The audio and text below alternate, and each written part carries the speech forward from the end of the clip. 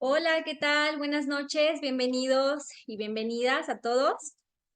Bueno, pues el día de hoy les quiero presentar a la doctora Mariana Martínez del Ángel, que es odontopediatra, cirujana dentista, especialista en odontología infantil, es conferista a nivel nacional e internacional y además es asesora de lactancia materna. Se especializa exclusivamente en bebés con alteraciones sindrómicas. Entonces, pues bienvenida a la doctora Mariana. Le cedo el micrófono y mucho éxito. Disfruten todos de esta ponencia. Bueno, pues muchísimas gracias por la invitación, por la empatía y la amabilidad de estar aquí esta noche. Cualquier duda, con gusto, me puede interrumpir o al final de la conferencia puede levantar su manita y conversamos. Y bueno, como bien comenta, la doctora, yo no veo pacientes sanos, yo solamente veo, bebés con alteraciones craniofaciales. Mi consulta clínica exclusiva es la atención del recién nacido con labio y paladar hendido. Y bueno, fue a partir desde ahí que yo llevo 8 años trabajando exclusivamente con ellos, pues en la zona donde yo vivo. Y me he encontrado, y lo que le comentaba hace un rato a la doctora que platicábamos, que no ha habido un solo bebé que yo reciba sin que traiga un biberón, ¿no? De estos llamados ortopédicos. Y bueno, yo declaro que no tengo ningún conflicto de interés, no trabajo más que para los pacientes del hospital, trabajo en 4 hospitales públicos gubernamentales de manera altruista. Los bebés nacen, en cuanto nacen, a mí me llaman para ir a verlo. Ya con anterioridad, yo capacité al personal de enfermería para poderles dar indicaciones de que pase lo que pase, no les vayan a dar ni les vayan a poner en contacto con el uso del biberón. Los bebés, cuando son recibidos y en un horario que no es, o es antes nocturno, que es antes de las 7 de la mañana, el bebé es alimentado con sonda. Yo llego aproximadamente, dependiendo de la hora que nace, pero si nace en la madrugada, yo llego a las 8, 7, 11, 12, dependiendo, ¿no? De la hora en que nace. Y entonces, pues yo cuando llego, le quito la sonda de alimentación y empiezo a hacer el dispositivo denominado lactaortesis. Entonces, en mi zona, y yo creo que ustedes o la mayoría son del área de la salud y muchas y asesoras de lactancia, se van a dar cuenta, yo veía un paciente cada 7 meses, ahora en esto que va de noviembre 22 a enero 2024, 14, han nacido 7 bebés, nada más en mi zona, en menos de 60 días, ¿no? 7 bebés con labio y paladar hendido. Entonces, muchas veces cuando se presenta estos bebés, el personal de enfermería me ayuda muchísimo, para mí son muy empáticos. Yo soy odontopediatra y también los pediatras y los neonatólogos. Entonces me dicen, doctora, el labio es labio y paladar hendido, hundido, ¿no? O sea, ¿cómo se dice, no? Desde ahí yo creo que comienza nuestra labor respecto de poder garantizar la calidad de vida de estos pequeños, ¿no? De que puedan saber que deben ser incluidos en una sociedad a la que nosotros ahorita, en la actualidad, pues estamos siendo un poco más sensibles, ¿no? De esto que a veces, pues limita, ¿no? Limita el crecimiento emocional, ¿no? De los pequeños. Entonces, cuando los propios padres nombran a los bebés con labio y paladar hendido, leporinos, pues están haciendo referencia a un lepórido, ¿no? Y el lepórido es un conejo. Entonces, ya desde ahí nosotros podemos hacer mucho cuando nosotros le decimos a los papás cuál es el nombre correcto de la patología, ¿no? No es hundido, es hendido porque es una hendidura. Y bueno, muchas veces nosotros nos encontramos con esta sigla, ¿no? De LPH y FLAP, ¿no? ¿Qué significa? O sea, ¿qué es? ¿Por qué se llama así? Es sencillo cuando nosotros conocemos las características fisiológicas normales, poder después nombrar lo que está alterado, ¿no? Y bueno, en este caso, el LPH significa que si afectó solamente el labio, en las imágenes que están en circulitos, podemos ver bien cómo es el labio de un bebé, superior e inferior. Cuando afecta solamente el labio, cuando afecta el paladar, y si está una hendidura, por eso se dice labio y paladar hendido. Pero el término correcto, cuando nosotros buscamos referencias con palabras claves en buscadores médicos, nosotros muchas veces nos vamos a encontrar con que incluso en español, con flap, ¿no? Entonces, el flap significa que es una fisura, ¿no? Como bien ven de las imágenes que están en cuadritos, vamos a ver que es una fisura, pero es específico o más detallado, si así se quiere decir, porque nosotros vamos a determinar las partes que abarca la fisura. Entonces, cuando nada más es el labio, es una fisura labial. Cuando abarca el labio y la parte donde nacen los dientitos, aquí en el circulito, no sé si se ve mi cursor, toda esta parte de reborde donde van a salir los dientitos se le llama alveolo o hueso alveolar. Entonces, cuando afecta nada más una parte del alveolo, porque lo hay, y más adelante tengo unas imágenes por ahí, y afectó el labio, entonces se llama labio, fisura labio palatina, ¿no? O labio alveolar, ¿no? Labio alveolar, pero por qué cuando nosotros decimos fisura labio alveolar, muchas veces dicen completa e incompleta? Bueno, cuando es una fisura labio alveolar completa o labio alveolo palatina, porque ya está abarcando el paladar, en vez de decir paladar decimos palatino, labio alveolo palatina completa, es porque ya abarcó la parte más posterior del paladar. Creo que por ahí, no sé si se inscribió alguna madre de familia, me parece que creo que sí. Si nosotros tocamos, hola señorita, si nosotros tocamos con la lengua, nos vamos por la parte de atrás del paladar, hacia la parte posterior, vamos a sentir claramente dónde termina el paladar duro y comienza el paladar blando. Esa es una zona de confort en el niño que no tiene alteración. Se encuentra más o menos por aquí. Pero en el bebé con labio y paladar hendido o fisura labial-palatina completa, cuando abarca ese paladar blando hasta la parte posterior, significa que está una fisura completa desde la parte anterior hasta la parte posterior. Cuando nosotros empezamos a ubicar la patología y enseñamos a los padres el nombre correcto, a la hora de que ellos se presentan y cuando les explican cómo se va a intervenir, cómo van a ser los cuidados posoperatorios, cuánto tiempo va a causar de la cicatrización, ellos empiezan a ubicar y tienen menos dudas. Si ellos no ubican y no determinan y no saben, obviamente que van a tener mil dudas y nosotros muchas veces como profesionales de la salud la tenemos. Es sencillo, lógica y sentido común que una alteración que solamente abarca una estructura, su cicatrización va a ser más sencilla, con menos tropiezos. Cuando abarca más de dos estructuras, como es el labio y el alveolo, pues tenemos que tener un poco más de cuidado. Pero labio, alveolo, palatina completa, o sea, hasta la parte posterior, pues ahí sí entonces, ¿qué vamos a hacer, no? Porque no hay paladar. Y eso sí es por un lado, ¿no? Porque puede ser unilateral. Pero si es de los dos lados, como estamos viendo en esta imagen, es bilateral. Entonces, es fácil. Vamos a empezar de afuera hacia adentro y al final vamos a nombrarlo si es bilateral o unilateral. Entonces, aquí en la figura que está en mi imagen, que no es de caricatura, podemos encontrar una fisura alveolo palatina, vamos a decir, bilateral. No sabemos si es completa o incompleta porque no estamos viendo, ¿no? Por la parte de adentro. Entonces, el labio paladar hendido, esto fue un estudio que se hizo en 2014, tiene una prevalencia mundial actual de 9.92 por 10,000 casos, ¿no?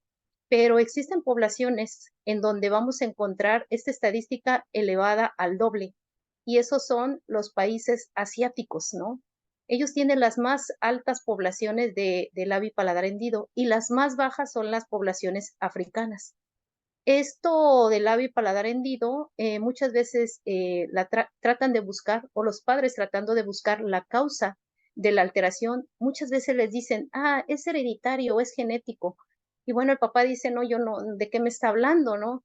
Si nosotros empezamos a explicarles desde el inicio que toda esta información de cómo se va a formar la cara, de cómo se van a formar los labios, de cómo se va a formar el macizo facial y el paladar, se encuentra escrito, por así decirlo, como si fuera un mapa en los 23 pares de cromosomas. Y bueno, que la importancia de conocerlos es que, por ejemplo, en el número 23 se refiere a cromosomas sexuales, ¿no? Son los que determinan no nada más el sexo, sino las características sexuales del individuo. Entonces, cuando nosotros, por ejemplo, vemos pacientes con síndrome de Down, que es una trisomía 21, y lo colocamos en el cromosoma número 21, no vamos a ver alteraciones de órganos sexuales porque no estamos hablando del cromosoma número 23. ¿A qué viene todo esto? Hicieron un estudio sobre cuánto están afectados o qué cromosomas están alterados cuando se encuentran bebés con labio y paladar hendido. Más adelante les voy a dar los resultados. Es importante que los papás sepan que de esos 23 pares de cromosoma, no es un solo cromosoma el que está afectado, pero lo que sí es bien interesante es que ninguno se encuentra en los cromosomas sexuales, en el número 23. Difícilmente vamos a ver a un bebé con labio y paladar hendido que tenga alteraciones de genitales, ¿no? La mayoría, y más adelante lo vamos a ver, se encuentran entre el cromosoma 1 al 22. Y bueno, cuando te dicen es una alteración genética, no es otra cosa más que si nosotros tuviéramos la capacidad de agarrar ese cromosoma y desenredarlo como si fuera un estambre y lo partiéramos con una tijera, ese pedacito de ese cromosoma es un gen. Y cada gen sintetiza una proteína. ¿Cuál proteína? Pues la del color de ojos, hay del color de cabello. Es la llave maestra de la generación de un individuo. Entonces, con alteraciones, sin alteraciones, sindrómicos y no sindrómicos, todos somos iguales en un 99.9% del genoma. Independientemente de la raza, del color, de los sexos, los seres humanos somos iguales en nuestro genoma en un 99.9%. Y la etiología actual, en los estudios actuales que están determinados, influye más el factor ambiental y lo que se pudo o lo que se hizo o se dejó de hacer durante, antes de tener este bebé, cualquier hábito que nosotros hayamos tenido, como el tabaquismo, que queda implícito en nuestros genes, el alcoholismo, la drogadicción, etcétera, influye más que el propio factor hereditario o genético. Es así como en orden de importancia, nosotros ahora tenemos que fumar durante el embarazo incrementa en 1.34 por los casos de labio y paladar fisurado, ¿no? Y únicamente de 1.22 para fisura palatina. El primero es el de fumar. Ya dijimos que los factores ambientales están ocupando una parte importante en el desarrollo de disrupción del cierre de ese paladar o de la formación completa de ese labio. La segunda es la nutrición, ¿sí? Durante el embarazo. Y por último, bueno, en tercer lugar, porque hay más, pero estos son los primeros, es el uso de medicamentos. En un estudio que se realizó en Inglaterra y actualmente se está, yo creo que se va a lanzar pronto la publicación. Yo lo vi en un congreso de fetología de Inglaterra que tuve la oportunidad de ser invitada. Determinaron que el uso de antieméticos durante el primer mes del embarazo incrementa el riesgo de presentar alteraciones como de disrupción del cierre de la línea media, específicamente también del labio paladar hendido y otras alteraciones como la holoprosencefalia. Entonces, en el área de la odontología, nosotros tenemos un sistema de vigilancia epidemiológica y específicamente de defectos del tubo neural y craneofaciales. Y esto lo presentan en informes por trimestre, son 4 trimestres.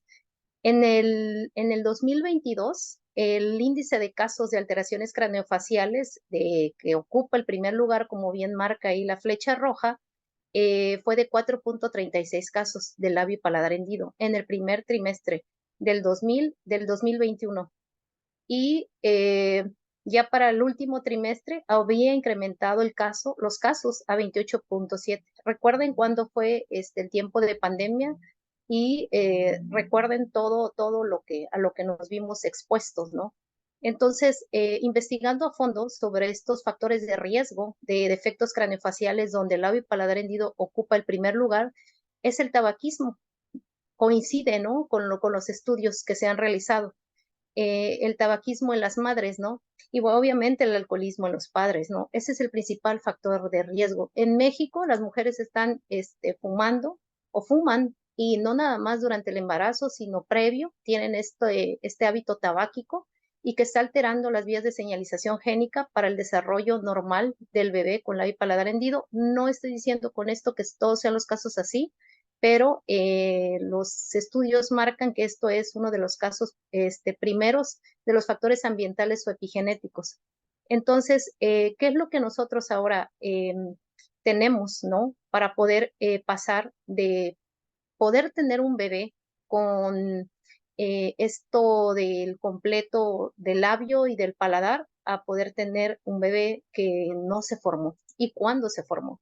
¿Será que nosotros tengamos como si fuera un interruptor de encendido y apagado de focos, de genes? Es decir, ¿será que yo digo, bueno, ahorita le voy a encender para poder mandar una señal a la vía de señalización para cierre del labio? Y ahora lo voy a apagar para el cierre del paladar. Y entonces tenemos que sí, en efecto, dependiendo de nuestros hábitos, es como se comportan nuestros genes.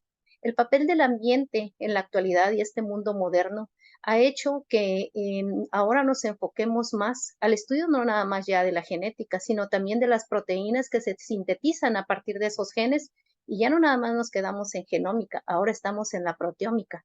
Entonces, el hábito tabáquico o el tabaquismo materno durante el embarazo es un factor de riesgo reconocido que se estima que hasta de 6.1% de primera mano y de segunda mano.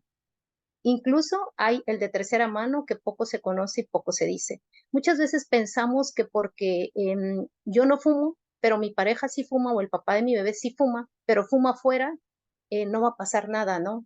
Resulta que esto de humo de tercera mano es el más peligroso porque pareciera que no hace daño, pero basta con saber que, por ejemplo, cuando alguien fuma, puede quedarse impregnado el olor por meses, ¿no? Hasta 8 o 7 meses, ¿no? Y más si lo hace seguido. El olor va directamente relacionado a la penetración o presencia de estos residuos nocivos tabáquicos en el lugar y en la zona y que interactúan directamente sobre las vías de señalización génica como un factor disruptivo para el cierre o no de la línea media y otras alteraciones. Estudios también recientes han determinado que los hijos de padres fumadores de tercera mano, humo de tercera mano, el que se sube a la azotea y fuma, el que se sale del restaurante y fuma en el área de fumadores. Esto presenta una relación directa con niños con TDAH, ¿no? Trastorno por déficit de atención e hiperactividad, que en la actualidad pues ya sabemos todos, ¿no? Que hemos visto más casos que antes, ¿no? Entonces, así de importante es esto de poder que haya sido regulado el uso del tabaco en áreas en áreas abiertas, es más, en la vía pública, ya, pues ya creo que incluso hasta está prohibido en zonas donde están muchas personas, ¿no? Expuestas. Esto de los genes que sintetizan para una proteína en específico, la mayoría de nosotros conocemos a Sonic, ¿no? En la actualidad lo vemos creo que hasta en llaveros y por todos lados. Desde hoy ya lo van a ver distinto.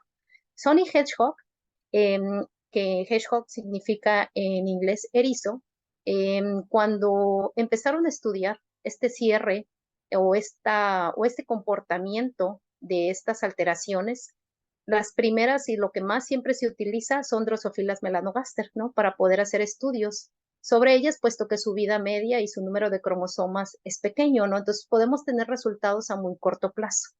Entonces, en 1978, en una Drosophila melanogaster, hicieron una supresión del gen SHH, ¿no?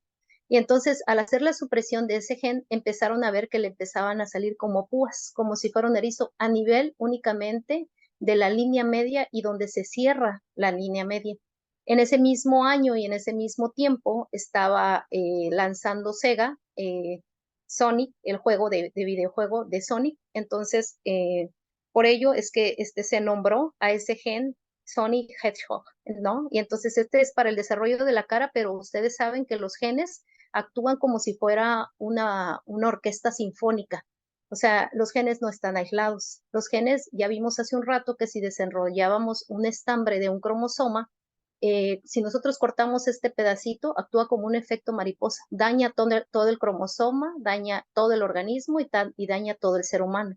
Es así que el gen es SHH no nada más se presenta para el desarrollo de la cara o de la cabeza y el cuello, ¿no? Aquí vemos cómo se encuentra en muchas partes del cuerpo Pero bueno, en esta parte nos interesa hablar sobre la importancia del gen y su comportamiento en el desarrollo del labio paladar hendido y de otras alteraciones craneofaciales que se presentan de manera concomitante con el labio paladar hendido. O sea, no se encuentra nada más aislado, sino que se encuentra también asociado a síndromes.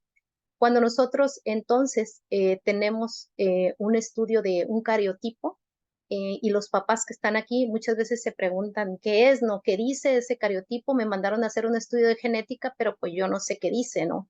Entonces, cuando nosotros vemos este cariotipo, siempre les van a dar ese número que está en amarillo, ¿no?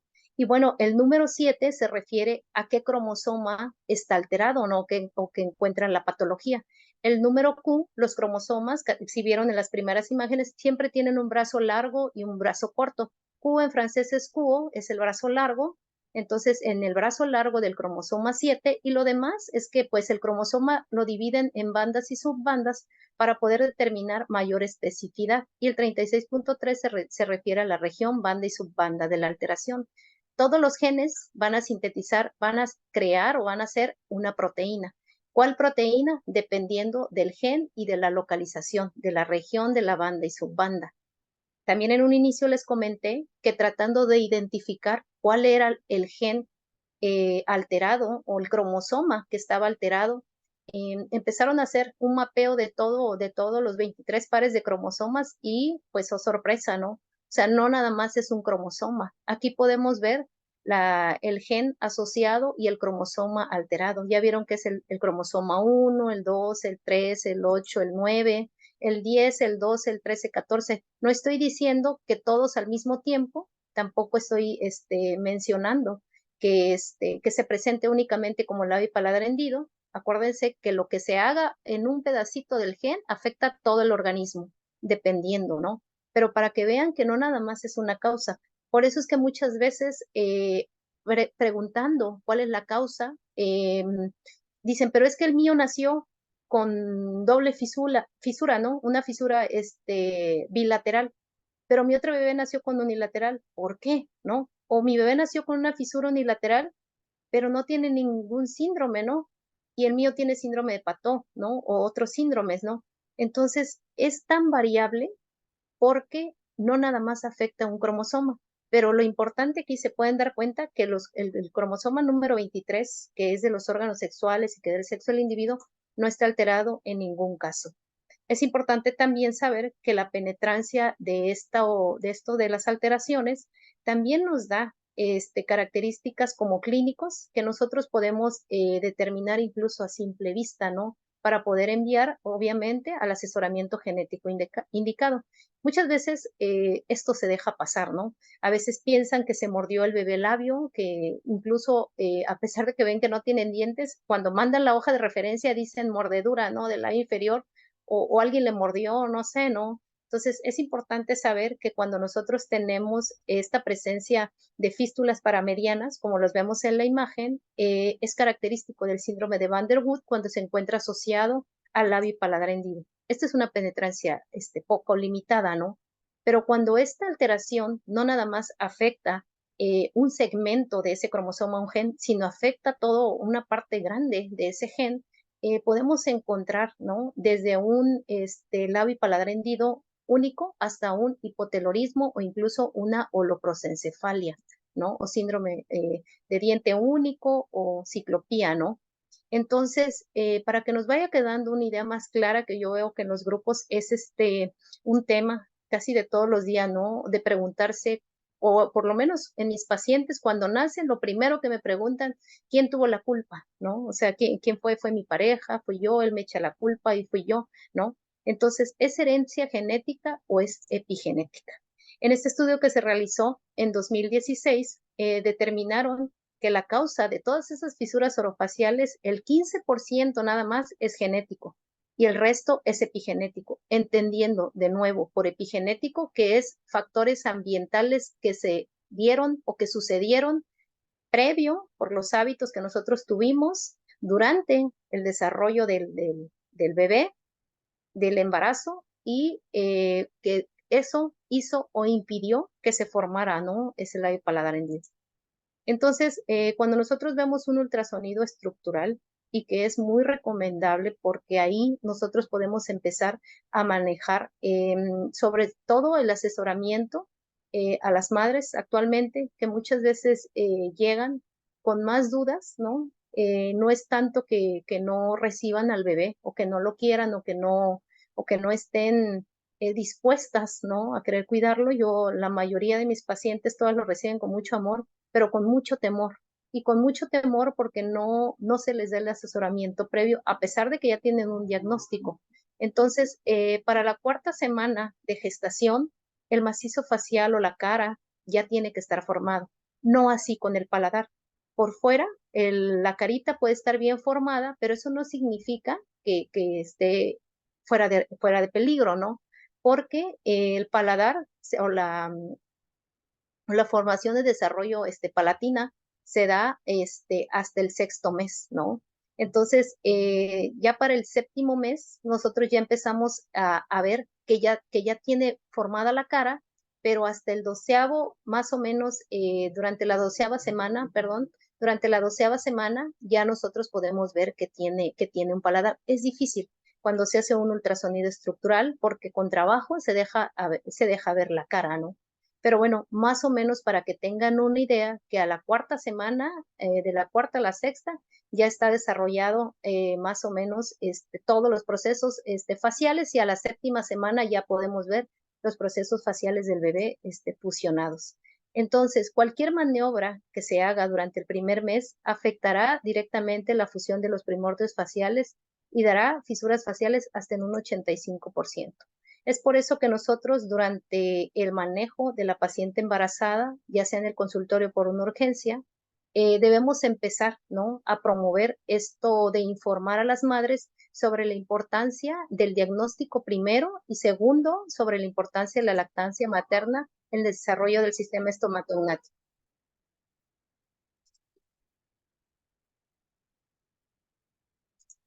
Y bueno, cuando el bebé nace, que es cuando entro para atenderlo, el primero que lo recibe es el ginecólogo, después de ahí lo pasa al pediatra, y bueno, cuando él respira y cuando él llora, es un buen signo, nos permite a nosotros empezar a hacer la maniobrabilidad de la lactancia materna, porque podemos indicar, o por lo menos es lo que yo hago, al ginecólogo sobre la importancia del pinzamiento tardío del cordón umbilical. Nosotros somos mamíferos, ¿no? Cuya aparición data desde hace 200 años, ¿no? Tenemos las características implícitas en nuestra boca, ¿no? Entonces, muchas veces nosotros pensamos, ¿no? Que el bebé pareciera que funcionara como si nada más abriera y cerrara la boca, ¿no? Como si fuera un reptil.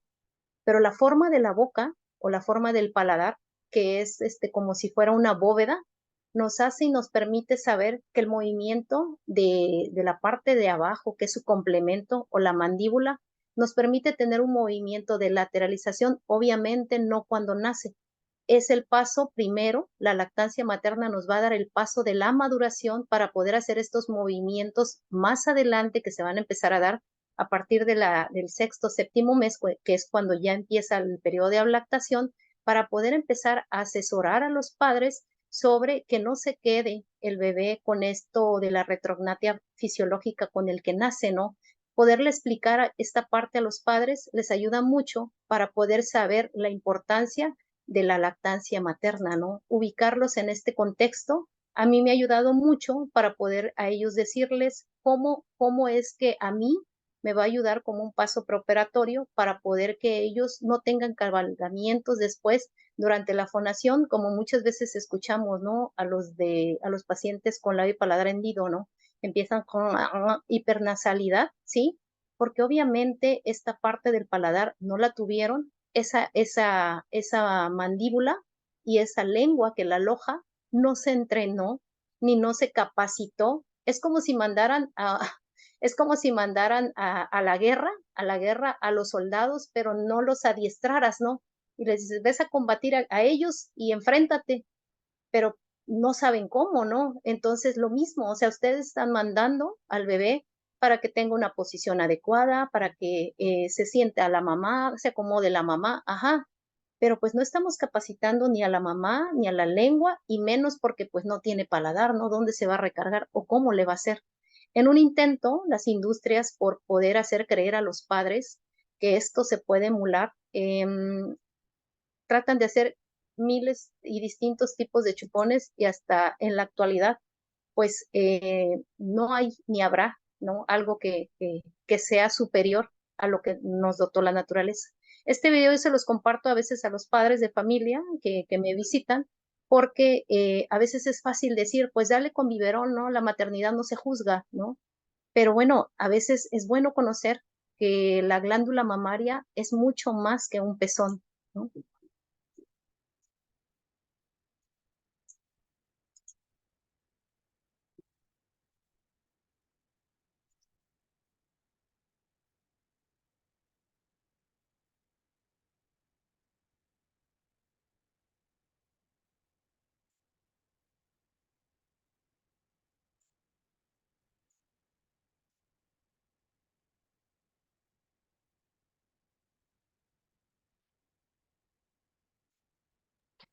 Doctora, el video no tiene audio, ¿verdad? Sí, sí tiene audio, ¿no se escucha? No, no se escucha. Bueno, mire, voy a dejar de compartir y voy a compartir y voy a poner el audio.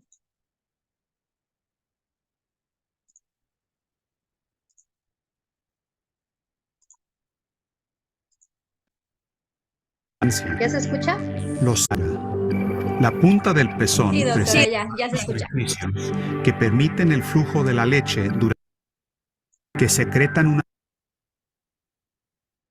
Ahí se quedó.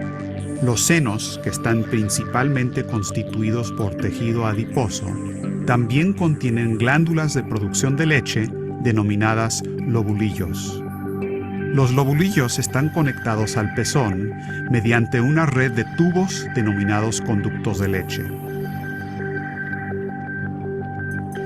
Los senos producen leche con agua y nutrientes que se extraen del torrente sanguíneo.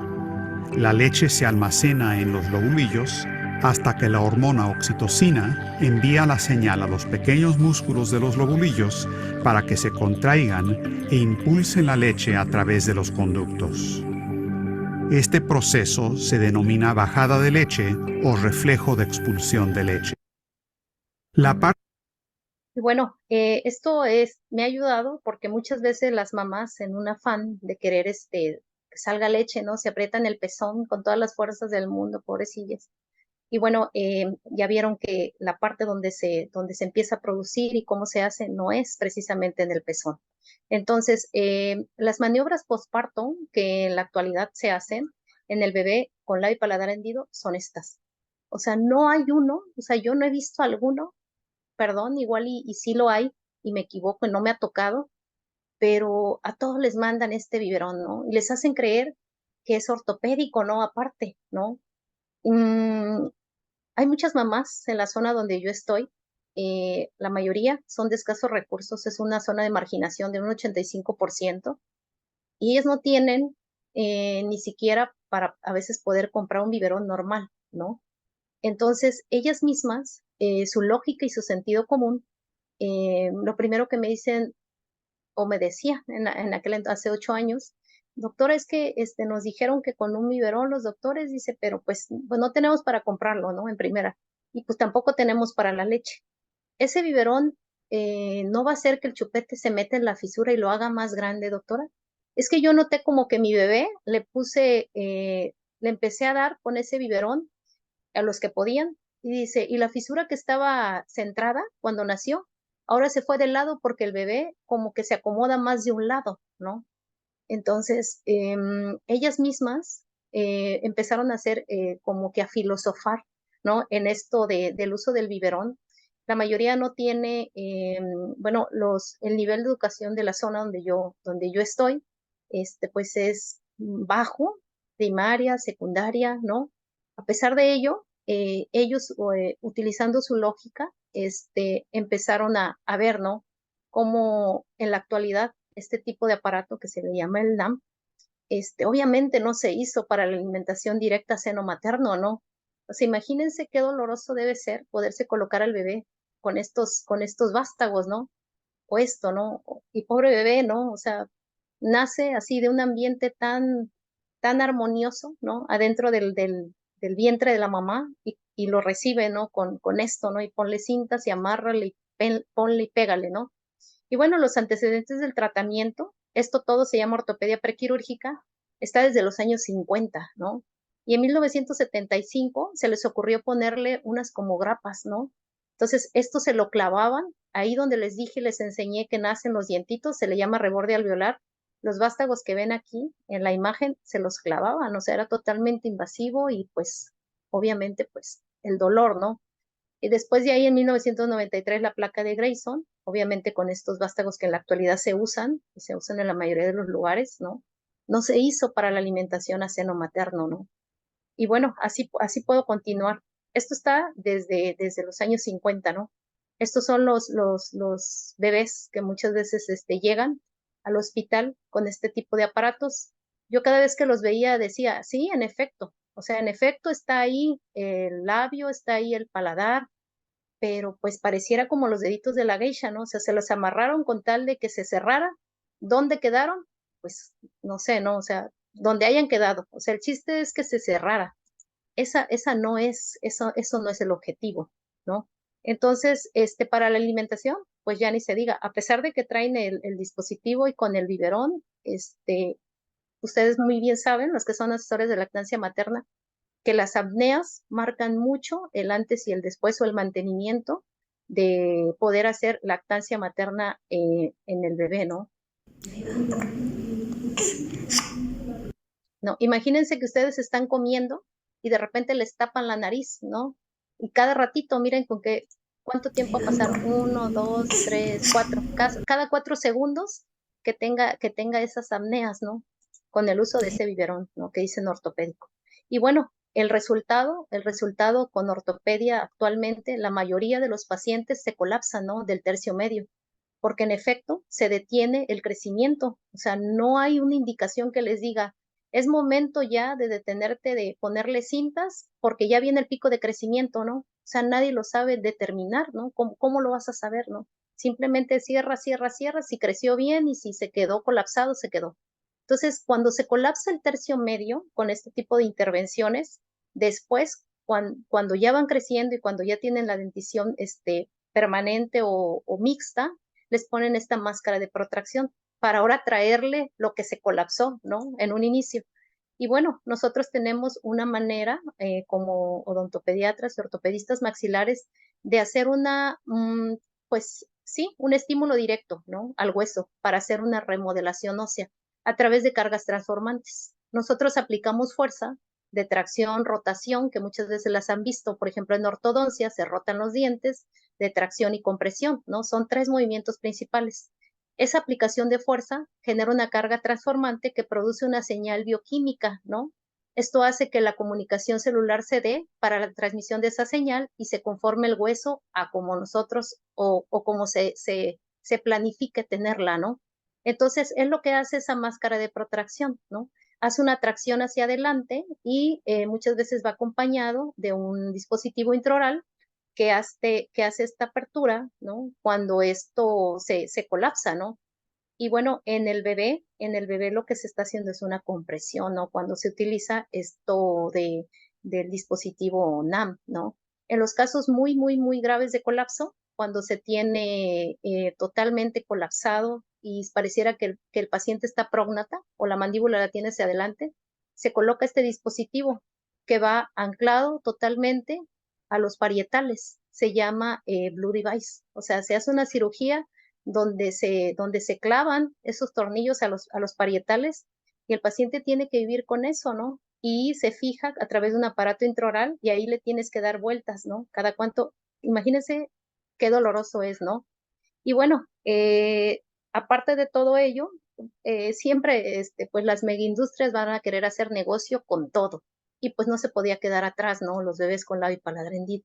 Entonces, este es un estudio del poder del consumidor. No voy a leer todos, pero esto es una comparativa. Esto es lo que contiene la leche de fórmula y esto es lo que contiene la leche materna. Basta nada más con ver la imagen para poder saber que sepan las madres que cuando le dan alimentación con sucedáneo de la leche, todos tienen azúcar. Esto de un 28 al 54%, es decir, como si agarraron un tarro de azúcar y le dieran de 3 a 6 cucharadas cafeteras diarias a su bebé, ¿no? Entonces, claro que eso los predispone a diabetes durante la infancia o la adolescencia, claro que los predispone a la obesidad infantil y etcétera. Entonces, pues bueno, las megaindustrias se han encargado de hacer de todo, ¿no? Y estos dispositivos que incluso son así como apachurrables, o sea, tú le avientas el chorrazo hasta allá atrás del orofaringe del pobre bebé, del labio y paladar hendido, y si le cae bien, si no también. Hay otros que tienen válvula y hay otros que tienen un pico más alto. Y pues bueno, ¿no? Aquí nosotros vemos pues el bebé con labio y paladar hendido, estas plaquitas se utilizan y bueno, tú pudieras decir, ¿no? Como que le está ayudando porque ya no se le está metiendo el chupón, ¿no? ¿Hasta dónde le está ayudando, no? ¿Cómo le está ayudando? ¿Le estará cerrando? ¿Para qué lo utiliza, no? Sigue siendo alimentación, con sucedáneo de leche, ¿no? Y no a lactancia materna. Entonces, ¿cuál sería nosotros como asesores de lactancia materna los aportes epigenéticos que pudiéramos dar? Es decir, el ambiente que nosotros creáramos para este bebé, ¿cuál sería nuestro aporte, ¿no? En el desarrollo del bebé con labio y paladar hendido, pues la lactancia materna, ¿no? Pero, ajá, doctora, pero pues, ¿cómo, no? Si el bebé necesita que tenga paladar y nació sin paladar, y el dispositivo que usted mencionó, pues no está hecho para la lactancia materna. Entonces, cuando yo les muestro a los papás cómo es el proceso de la lactancia materna y les enseño que el bebé necesita tener este agarre primordial y primero para poder hacer efectiva, entonces empiezan ellos a dilucidar y a poder tener un juicio propio de poder saber cómo colocar al bebé. No es una colocación, porque la colocación, si bien es importante, no en el bebé con labio y paladar hendido, pues así lo pongas de cabeza, si no tiene paladar, la leche se va a ir, ¿no? Para la orofaringe o por la nariz, ¿no? O por las fosas nasales. Entonces, el crecimiento del bebé, el crecimiento de la cara, aquí viene un video, se me hace importante.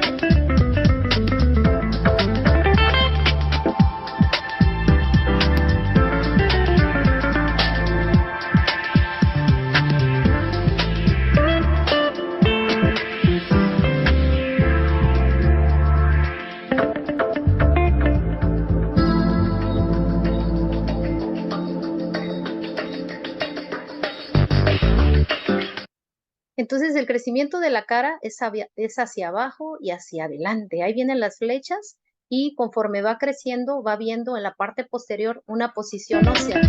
Entonces, esto nos permite a nosotros poder saber hasta dónde es bueno que le coloque las cintas, se las coloco, ¿no? Ya como que los pacientes empiezan a hacer más cuestionamientos, ¿no? Sobre si se colocan, dónde se colocan, cuándo se colocan, ¿no? El uso de las cintas que tanto se ven, ¿no? En los pacientes. Entonces, ya dijimos que nosotros como asesores de lactancia materna podemos crear un ambiente epigenético rodeado de esa armonía que haga ese crecimiento hacia adelante, ¿no? Y haga una conformación sin tener un colapso del tercio medio facial. Es para eso que nosotros tenemos la función motor oral de recién nacido. Y no es otra cosa más que lograr una coordinación en la succión, deglución, respiración que sea de forma rítmica y sincrónica, como lo vamos a ver en uno de los videos más adelante.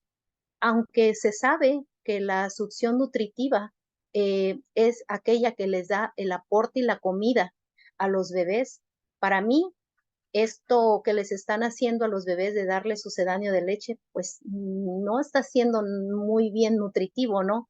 Porque cuando yo mando a los bebés para sus estudios de laboratorio, para poder ser intervenidos quirúrgicamente y son alimentados con sucedáneo de leche, muchos de los bebés que les dieron desde el inicio los privaron de esta lactancia materna, no tienen los niveles adecuados de hemoglobina ni de toda principalmente hablo de hemoglobina porque tenemos una regla, se llama la regla de los 10 para poder intervenir un bebé de labio y paladar hendido, ¿no? Que es por arriba de 10 de hemoglobina, que tengan 10 semanas o más y que tengan más de 10 libras, ¿no? O 5.5 kilogramos de peso. Entonces, en esto de la succión nutritiva para mí, únicamente sería exclusiva la lactancia materna.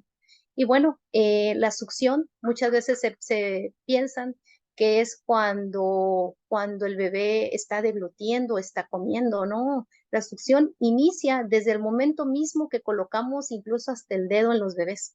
Ellos empiezan a hacer un movimiento de protrusión y retrusión mandibular de la mandíbula con solo colocarle algo en los bebés, ¿no? Y pues ya ni se diga, con el estímulo propioceptivo que hace los esteroreceptores alrededor de la boca cuando se le acerca al pezón, ¿no? Entonces tenemos fases de la succión, ¿no? Son dos fases principales. La primera inicia con el sello hermético, que a pesar de que tenga labio paladar hendido, se indica que tenga que tener una eversión de los labios. Por eso es que muchas veces la colocación de las cintas debe liberar esos labios para poder que se pueda lograr esa eversión, ¿no? De los labios. Si tú le colocas unas cintas que atrape y abrace todo el reborde de los labios, pues claro que esta eversión no se va a dar, ¿no? O no va a ser, ¿no? De manera natural, como debería. Y la fase 2 es que cuando nosotros colocamos este pezón de la madre, la lengua, si ustedes empiezan a observar sus bebés, adquiere una función como cuando nos dicen, te voy a dar agua, y uno hace con la mano como si fuera un casito, ¿no? Eso no pasa cuando le acercas tú el biberón o el sucedáneo de leche, ¿no? La lengua no hace ese movimiento como de cuna, ¿no? Ni cóncava, ni empieza a hacer movimientos anteroposterior. Se ve completamente lisa, y es más, el bebé se ocupa más de llorar y demandar el alimento que de poder hacer estos movimientos innatos, ¿no? Después de ahí, de la succión, que ya supimos que se divide en fase, viene la respiración. Y la respiración en el neonato es totalmente nasal y tiene una vía corta, ¿no? Hacia la tráquea, y tiene un movimiento cíclico, debe ser rítmico y debe ser concordante, no debe tener esas apneas que vimos en el bebé de hace un rato. Y esto de succión, de la respiración, lleva un patrón, lo mismo que a la hora de la deglución, ¿no? Como es sincrónico y pareciera, y ahorita se los estoy dividiendo en fases, pero tienen una diferencia de 530 milisegundos, o sea, todo sucede casi al mismo tiempo, ¿no? El patrón de succión que se da, o que se debe, o que se espera que se dé, es un patrón 1, ¿no? Donde sean las inspiraciones y las degluciones y las expiraciones sean sincrónicas y no tenga esas apneas, ¿no? Cuando ustedes le dan con biberón, si de repente empieza a haber un cese de la respiración entre dos o más degluciones, y como que respira, ¿no? Como que empieza a agarrar aire, ¿no? Esto hicieron un estudio de acuerdo a cómo es el patrón. El patrón 1 se establecía, tan importante es la leche materna, que el patrón 1 se establecía aunque les dieran biberón, pero que fuera leche materna, ¿no? Porque el patrón lo daba la consistencia, ¿no? Que tenía la leche. Ustedes saben que los primeros minutos de la leche materna, cuando está succionando, es más suave la leche, es más transparente. Conforme va avanzando y va madurando, y los últimos minutos, la leche se vuelve más viscosa, con más contenido de grasa, ¿no? Entonces, estos patrones de deglución y respiración se van dando por la consistencia de la leche, ¿no? Y la edad que va teniendo el bebé. Eso no sucede obviamente con el sucedáneo de la leche. Entonces, el lactante de un mes presenta dos o más succiones antes de la primera pausa para expirar, porque obviamente está en un periodo de maduración, está aprendiendo a comer y es normal.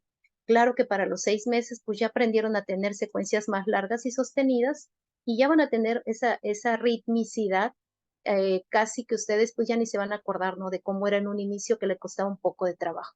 Entonces, una vez que se coordina esto de la succión y respiración, entonces en automático inicia la deglución.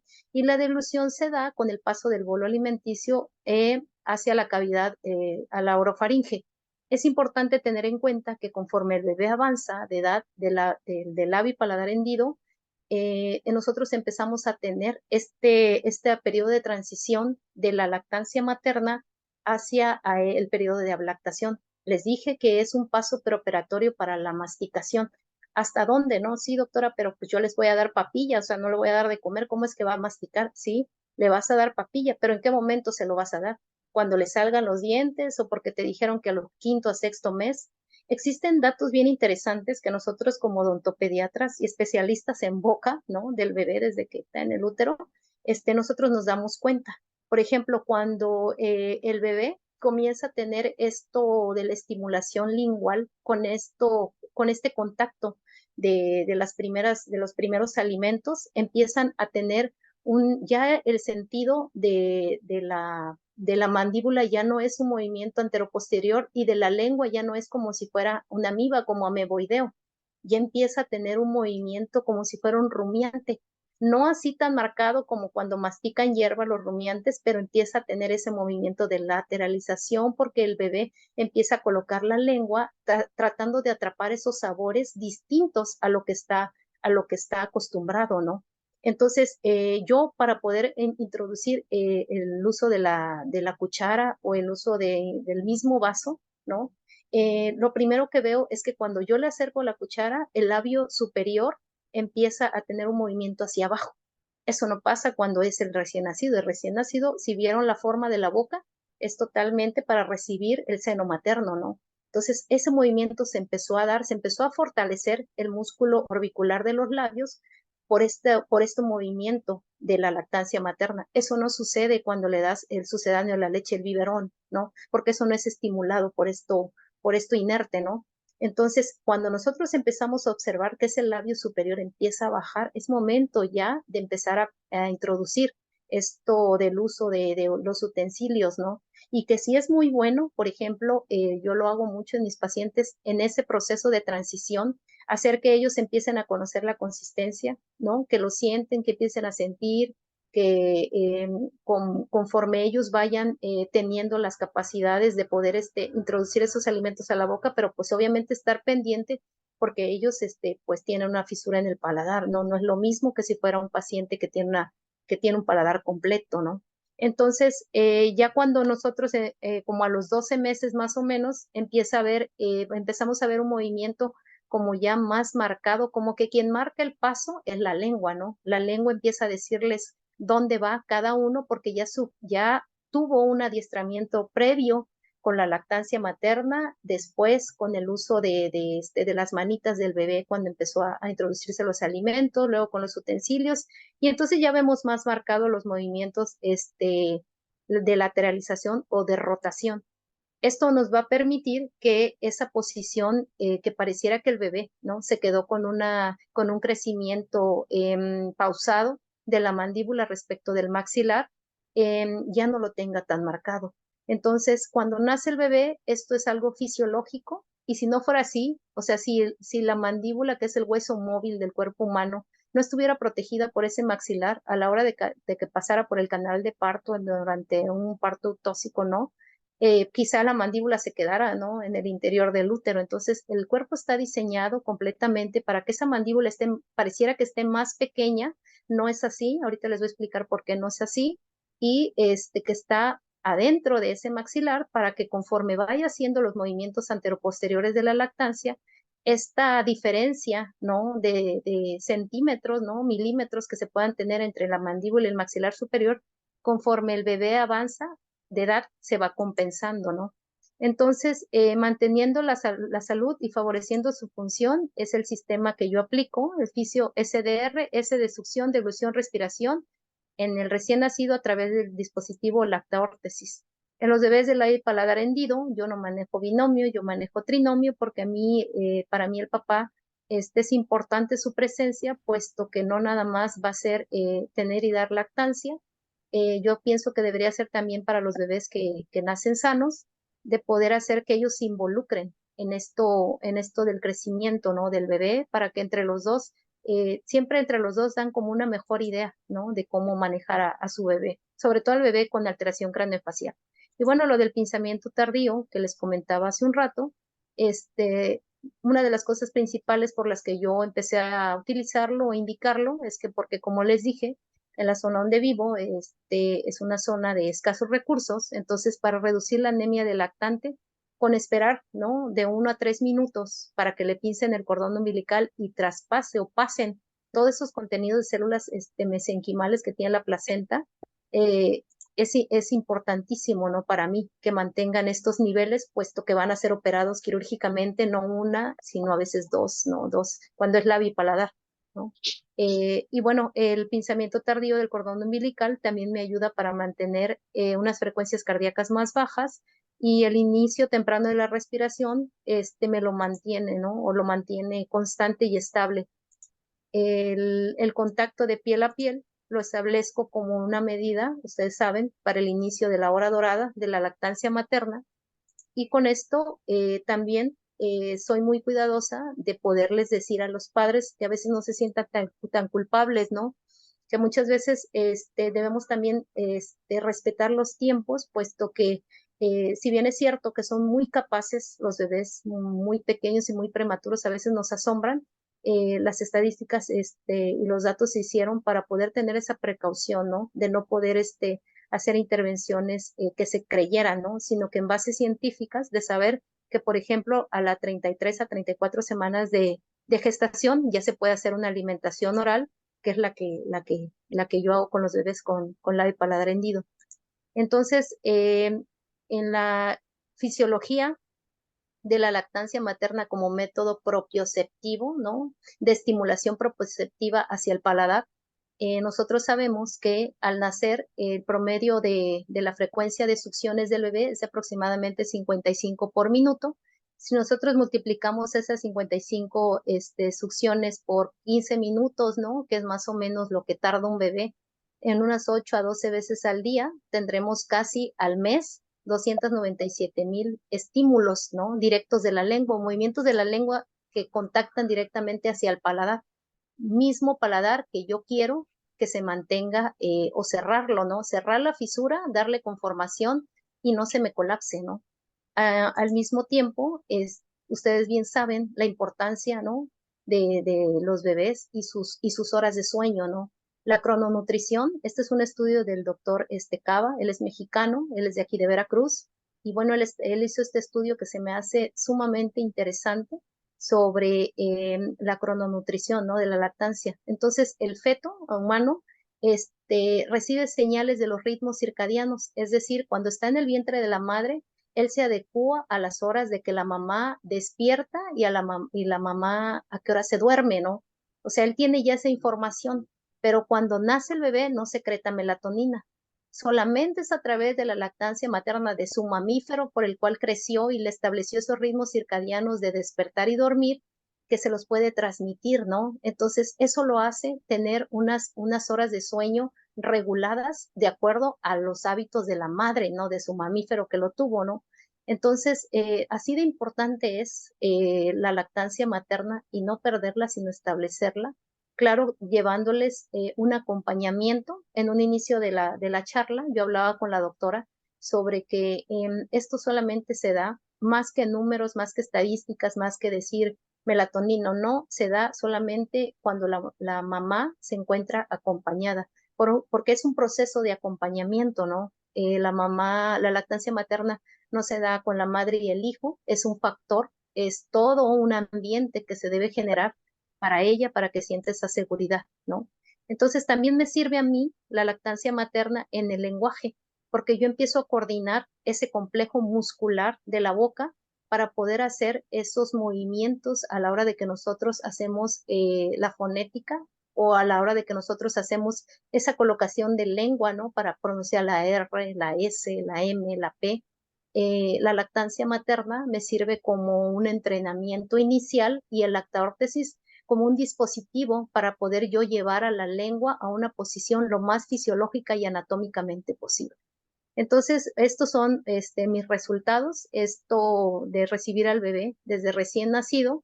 La fisura yo la cierro aproximadamente en 2 meses. Cuando yo intervengo al bebé, le coloco el dispositivo, se alimenta lactancia materna. Algunos es con alimentación mixta, he tenido algunas pacientes que les ha dado mastitis y pues bueno, no viven cerca, ¿no? O sea, son de regiones separadas, pero bueno, esto de las imágenes del medio, del cierre de la fisura, en la actualidad yo lo cierro, el tipo de fisura que sea, en un promedio de 2 meses. Estoy hablando de fisura alveolar, o sea, la parte de enfrente, esa sí la cierro. La que no cierro es la del paladar, pero bueno, no se abre más. Si he logrado cerrarla hasta 2 milímetros, ya van a ver adelante como tengo las imágenes donde sí he logrado cerrar, pero bueno, la conformación se da y no tengo yo colapsos del tercio medio, ¿no? Entonces, la zona donde yo trabajo, a pesar de que estudié odontología, pues no tengo una unidad dental, ¿no? Yo tengo esta zona de los neonatos que veo a los bebés, a los recién nacidos y sobre todo pues el área de quirófano donde ellos nacen. Los bebés cuando se toman la impresión, yo les coloco así su manita para liberar el tórax y poderle tomar su muestra.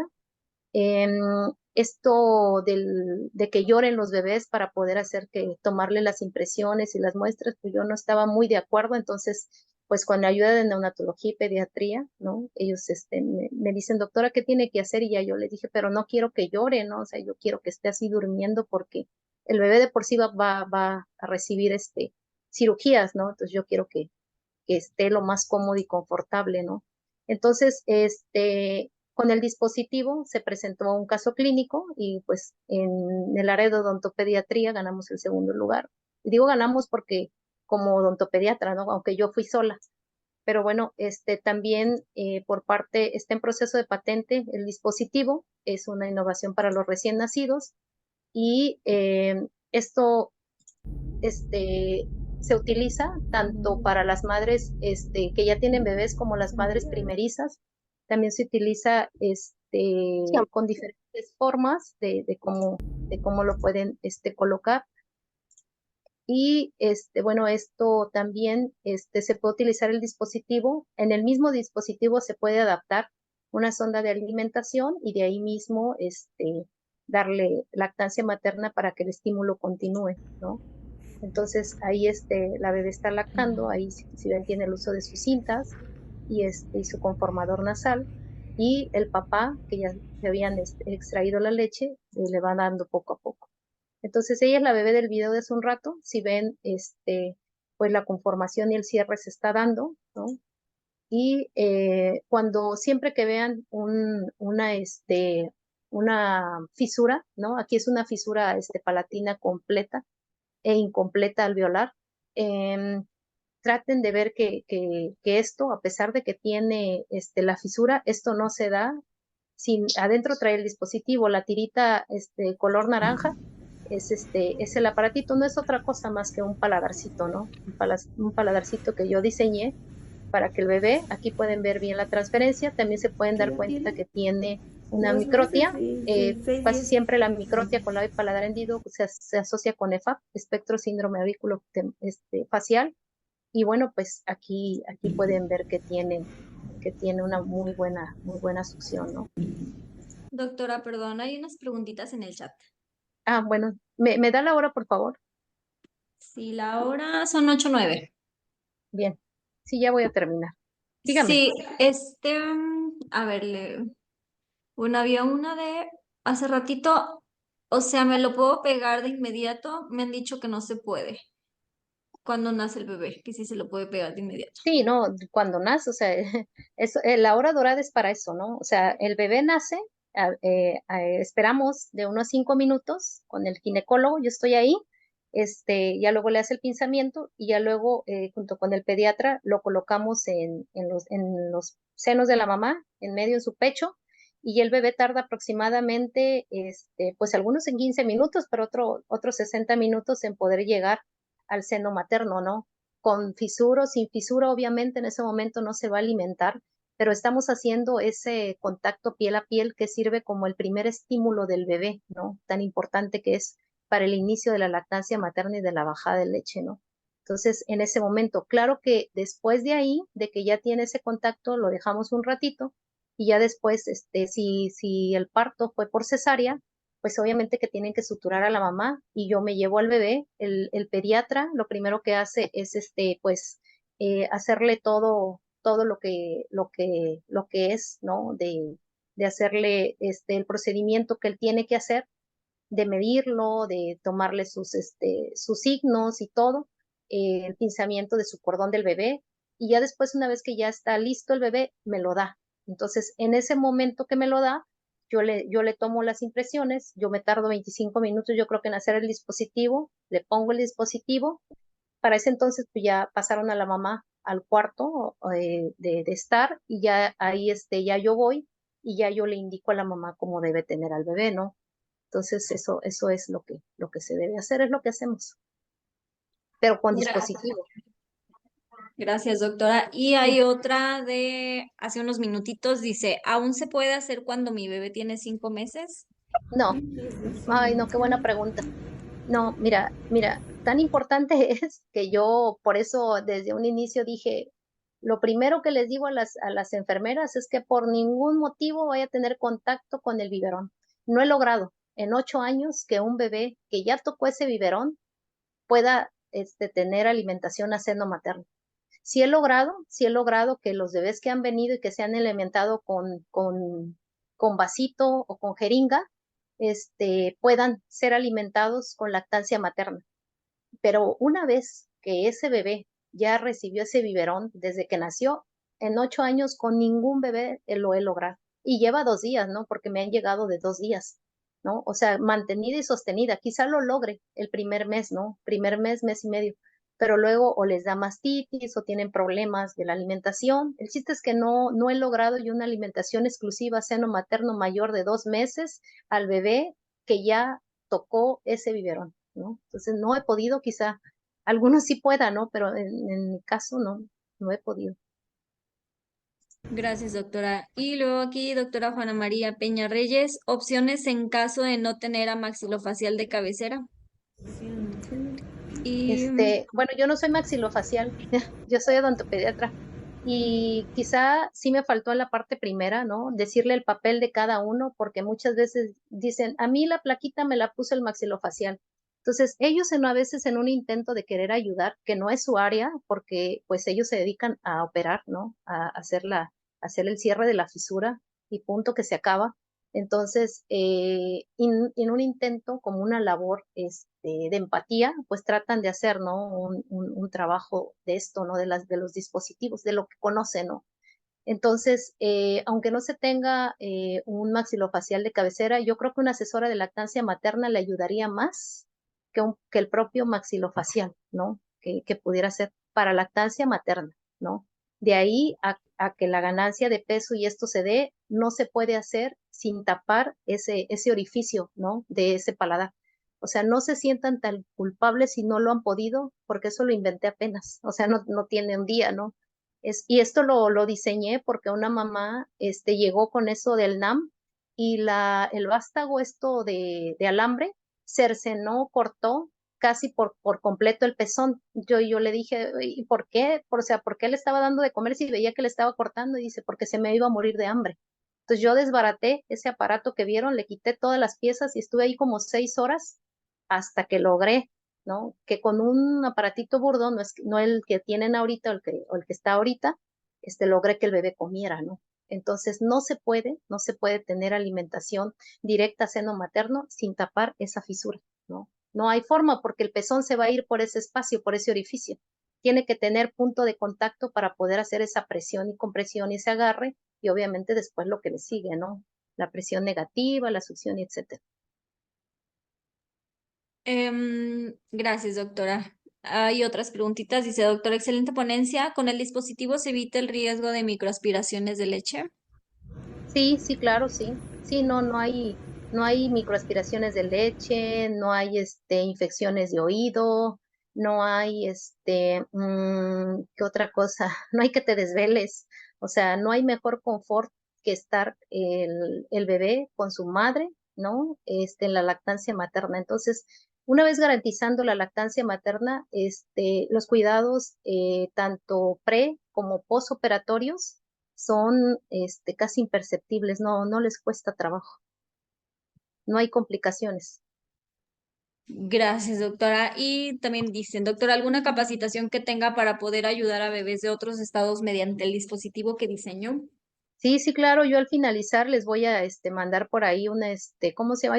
Un código QR para que puedan tener acceso, ¿no? Bueno, aquí pueden ver la tirita esta anaranjadita. Yo se la pongo únicamente para que la mamá lo pueda sacar el aparatito después en la noche y lo pueda sacar y lo lava. Cuando son alimentados a seno materno, exclusivo a seno materno, no indico que les laven la boquita, ¿no? Más que el aparatito, sí. Cada vez que toman tiene que lavar el aparatito. Luego les indico que al aparatito le pongan leche materna y ya se lo pongan, ¿no? Pero no les indico que laven la boquita del bebé, ¿no? Porque esas inmunoglobulinas les sirve a mi bebé para hacer esta estimulación directa, ¿no? Gracias, doctora. Y bueno, preguntan que dónde se puede conseguir el dispositivo, pero pues igual ya al finalizar les pasa bien la información, Sí, ¿verdad? sí, sí, claro. Pero eso hace que también ella consuma. Bueno, aquí son algunos casos. El dispositivo está diseñado para la lactancia materna, pero bueno, obviamente que tratando de ser empáticos, hay algunos bebés Pero eso que hace sus que también mamás ella intentaron, consuma. hicieron, pero pues ya no llegaron, ¿no? Conmigo más que no sé, como al segundo o tercer día y pues ya con algunas complicaciones, ¿no? De enfermedad y por eso pues ya se optó que se extrajeran leche y pues les dieran con el biberón. Y bueno, aquí está con los papás con los bebés. Y bueno, este es un síndrome de Pató, que como les comenté, pues el bebé cuando nació tenía una atresia de Coanas. Yo no sabía ahí, en realidad, si yo le podía hacer una conformación. Si ven, pues premaxila no tiene huesos propios de la nariz. Y bueno, esto lo logré en aproximadamente 3 meses. El bebé, pues lamentablemente falleció porque pues es un paciente sindrómico. Pero bueno, el tiempo que estuvo con nosotros fue un niño muy querido, fue un niño bien alimentado, o sea, él no tuvo problemas durante la alimentación. Y el manejo de la cicatrización lo hago con todos esto. Ellos no tienen, si ven, no tienen, con el uso de las cintas, no tienen ninguna quemadura por fricción, ni tienen ninguna cicatriz por el uso de las cintas, ni nada, porque yo les hago, utilizo medicina regenerativa, con ozonoterapia, con aceite ozonizado. Yo manejo la cicatrización y el preacondicionamiento de los tejidos. No es lo mismo jalar o estirar una piel que está así como de cocodrilo reseca, ¿no? A estirar una piel que esté hidratada, humectada y preacondicionada, ¿no? Por eso es que también se logra el cierre y estos son los resultados, ¿no? Ahí vemos, mi niña, la que tiene con los ojitos abiertos, ella estuvo en tratamiento conmigo el primer mes de nacida, de ahí abandonó el tratamiento y de ahí regresó conmigo al 5.º mes. Aún así, pues logramos, ¿no? Un buen avance, pero yo la recibí desde que nació, ¿no? Y bueno, estos son algunos casos de mis pacientes que yo llevo en la conformación. Pues son bebés sanos, ¿no? Se ve una buena conformación, se ve casi imperceptible. Y bueno, este es el código QR si le quieren tomar una captura de pantalla. Y yo estos modelos o maniquís son de silicón, yo los utilizo con los papás, principalmente para explicarles cómo deben colocar el seno de la madre, hasta dónde tienen que abarcar las cintas, si va de la parte más grande a la más pequeña, cómo coloco el conformador nasal, que hace que tengan esta naricita, ¿no? Como muy bien,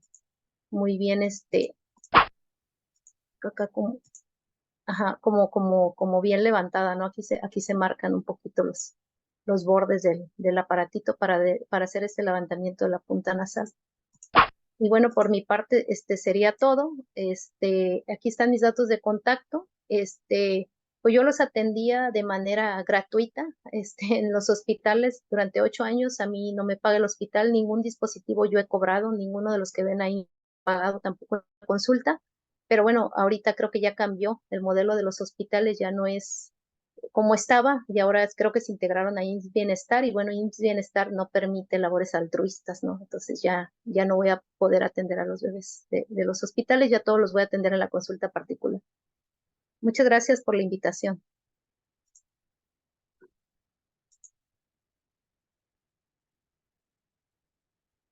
Excelente ponencia, doctora. Muchísimas gracias. A ver, chicos, chicas, ¿alguna duda que tengan antes de que nos desconectemos? Aprovechando que está aquí la doctora aún.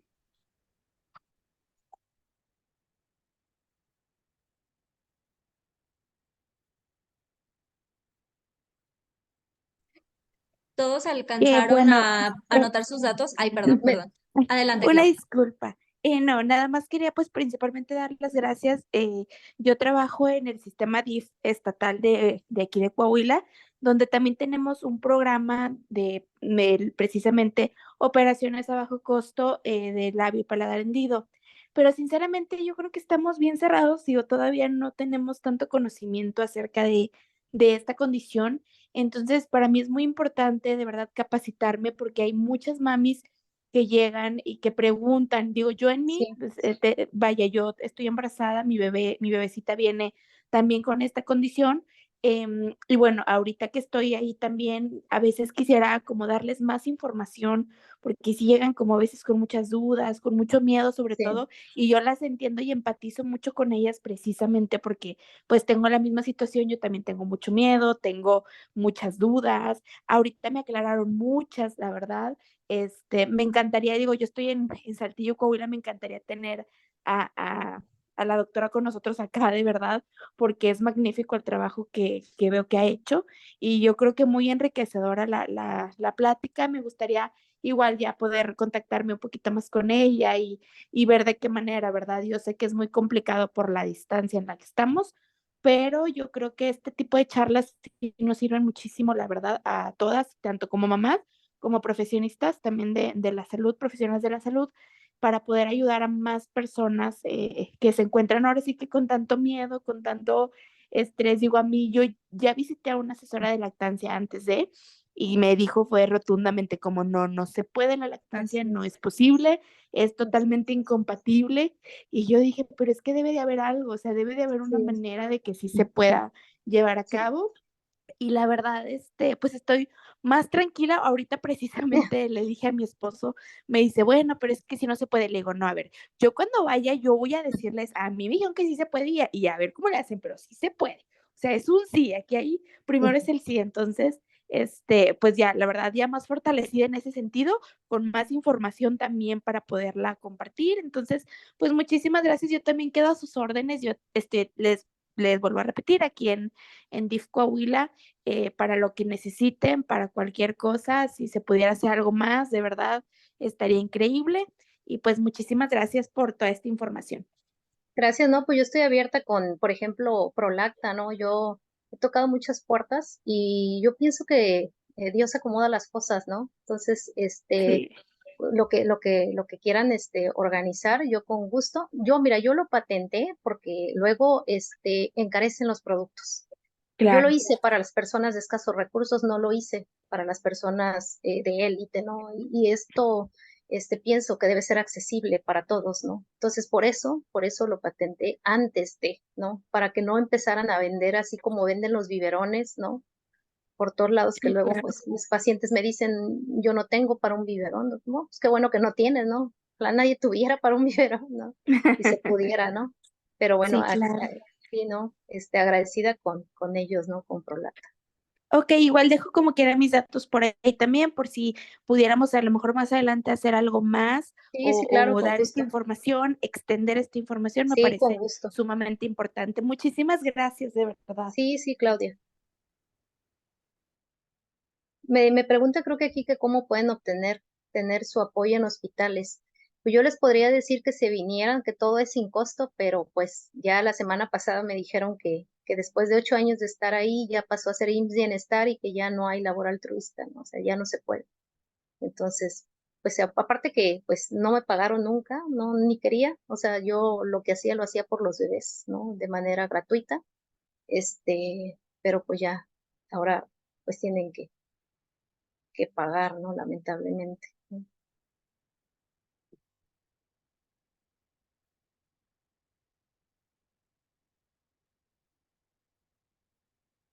Y bueno, no sé si alguien tiene alguna otra duda. Bueno, dicen que si tiene publicaciones o bibliografía para conocer su aparato de... Ay, Sí, se me quitó. sí, Permítame. el del dispositivo está, Ajá, está lactotesis. próximo, ajá, sí, está próximo a publicarse. Lo que sí ya salió, creo que sale ahorita, en este mes, es el de la ozonoterapia en los bebés, que yo muchas veces he visto que preguntan por una crema para cicatrización y ponen 1000 cremas y yo creo que han de estar muy caras, no sé. Sinceramente no lo sé porque yo no las utilizo, pero bueno, el aceite, pues el aceite no es caro, ¿no? Entonces, yo lo hice, con la Asociación Mexicana de Ozonoterapia. Ellos me fabricaron el aceite con los índices de peroxidación que yo les indiqué para los recién nacidos, porque si buscan aceite ozonizado en Mercado Libre, pues van a tener, pero para pie diabético, y eso les va a lacerar, ¿no? Al bebé. Entonces, esto lo hacía porque como en el hospital, yo le comenté al doctor que son personas de escasos recursos y yo hice medicina regenerativa en España. Entonces yo le dije, doctor, necesito que me lo haga de índices de peroxidación tanto para mis bebés, y él me lo hizo, ¿no? Entonces, yo creo que más adelante esto, pues igual lo podemos extender, ¿no? Que sea accesible para todos. Preguntan que si usted sabe si en San Miguel de Allende hay alguien que utilice su método. No, es que yo apenas empecé a, ¿cómo se dice? Como no había salido aún, que no estaba inscrito en la patente, yo apenas el año pasado, yo ya llevo trabajando más de 10 años en el dispositivo, entonces, apenas salió, ¿no? El proceso de patente, y por eso apenas empecé a promoverlo y a publicarlo. Y bueno, aquí a los que he capacitado son pediatras y neonatólogos de la región, asesores de lactancia, ¿no? O sea, en la actualidad, pues, actualmente, pues nada más aquí nosotros en la zona somos los que hemos utilizado, pero yo creo que ya dentro de poco, ya lo vamos a poder, llevar, ¿no? Para que cada quien lo sepa hacer en sus regiones, porque es muy sencillo, o sea, no ocupan tanto, ¿no? No necesitan tanto recurso para poder hacerlo. Hay dos formas. El primero es que por escaneo e impresión 3D, ¿no? Que ese es el que está en proceso de patente, y luego la segunda es a través de una termoconformadora. Entonces, es muy accesible. La termoconformadora debe estar como en 800 pesos, yo creo, no sé. No sé en cuánto esté la termoconformadora, pero pues no. Aquí la importancia es que sepan sobre lactancia materna, ¿no? Que sepan cómo realizar el acompañamiento, y ya de lo demás, de cómo hacer el cierre y la colocación, de eso yo me encargo de enseñarles.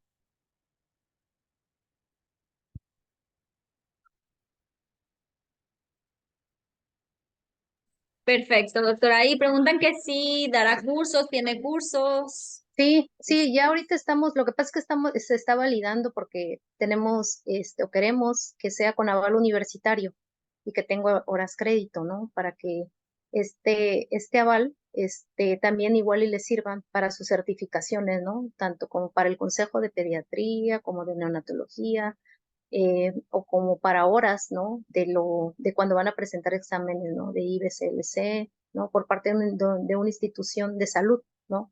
Que les piden horas, ¿no? De poder estar, con los bebés, ¿no? Haciendo esta labor.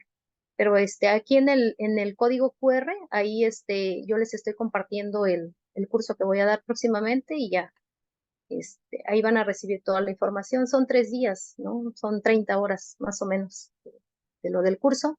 Son una teórica, son con modelos, con esos modelos que vieron. Ahí en ese modelo, yo les llevo también modelos de yeso de todos los bebés